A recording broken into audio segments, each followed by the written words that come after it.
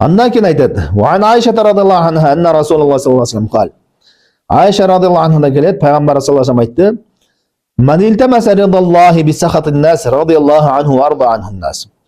Кимде ким адамдар наразы болса дагы, адамдар наразы болса дагы Аллахтың разылығын издеген болса, ал не? Аллах Таала андан разы болот, жана адамдарды дагы андан разы кылып коет дейт.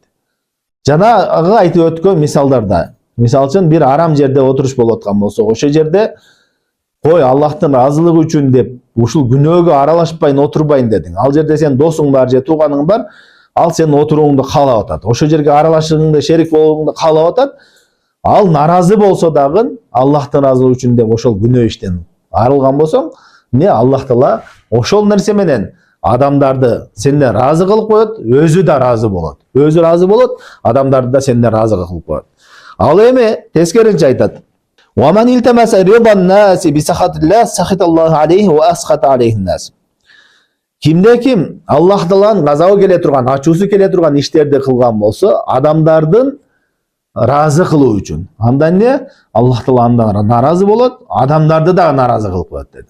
Бул шариатта чоң жакшы эреже бар.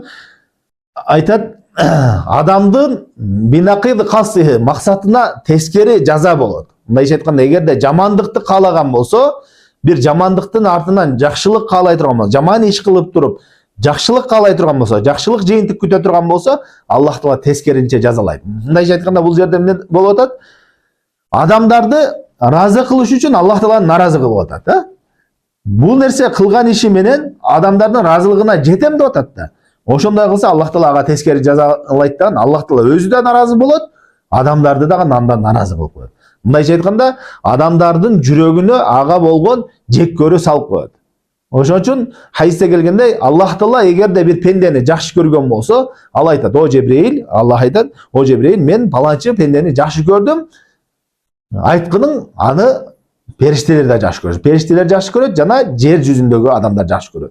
Ошон үчүн таква адам болуп отурган болсо, иманы күчтүү адам болуп отурган болсо, күнөөлөрдөн алыс болуп, сак болуп жүрө турган болсо, аны адамдардын жүрөгүндө ага карата, аны тааныбаса дагы, билбесе дагы жакшы көрүү пайда болот. Жана ошондой сүрдөнүү пайда болот. Ошондой адамдардан Аллах Таала аларга сүр да берип коет. Көргөн адамдар аны билбесе дагы, ким экенин билбесе дагы сүрдөнөт, уялышат, жана аны өздөрүнчө жакшы көрөт. Бул чыныгы ыхластуу таква пенделер ошондой болот. Аны шайтандар, жаман адамдар, бузук адамдар жаман көрсө дагы, бирок чыныгы момун адамдар, мусулмандар аны жакшы көрүшөт. Жана ошондой эле бузук адамдар дагы андан уялышат, сүрдөнүшөт. Түшүнүктүбү? Демек, адам баласы Аллах Тааланы разы кыла турган иштерге аракет кыла бериш керек. Адамдарды разылыгы үчүн арам иштерге түшпөш керек.